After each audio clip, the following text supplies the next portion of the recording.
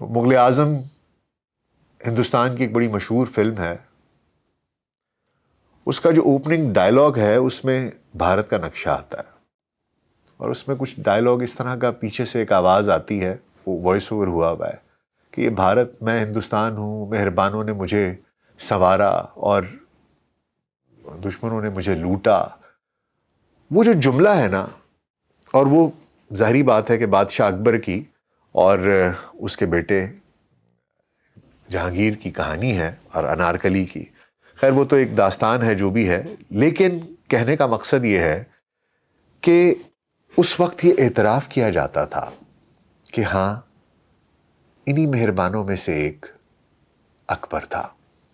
اور پھر اس اکبر کی، مغل اعظم کی، جسے کہ مغل اعظم کہتے ہیں اکبر کو، اس کی کہانی پیش کی جاتی ہے. تو یہ اعتراف ہندوستان میں تھا، لیکن اب چیزیں بہت مختلف ہو گئی ہیں. اب وہ بات نہیں ہے. وہ جو مسلمان تھے جنہوں نے اس ہندوستان کو، اس بر صغیر کو سنوارا، اس پہ خرچ کیا، اس کو اس لیول پر لے کے آئے کہ یہ سونے کی چڑیا بن گیا، ان کو آج برا بھلا کہا جاتا ہے، اور انہی کی نسبت سے مسلمانوں سے بغض رکھا جاتا ہے. ہندوستان میں مسلمانوں کو نشانہ بنایا جاتا ہے عتاب کا، ان کو گالیاں دی جاتی ہیں، ان کے مذہب کو برا بھلا کہا جاتا ہے، ان کو مارا پیٹا جاتا ہے، ان کو جان سے جانا پڑتا ہے.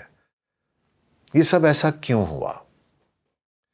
انگریز آیا، انگریز نے سونے کی چڑیا کو پورے طریقے سے نچوڑا، اور جب وہ جانے لگا تو پہلی دفعہ ایسا محسوس ہوا کہ بر صغیر پاک و ہند میں جو ہندو ہیں ان کو اپنے پاس ایک پاور محسوس ہوئی.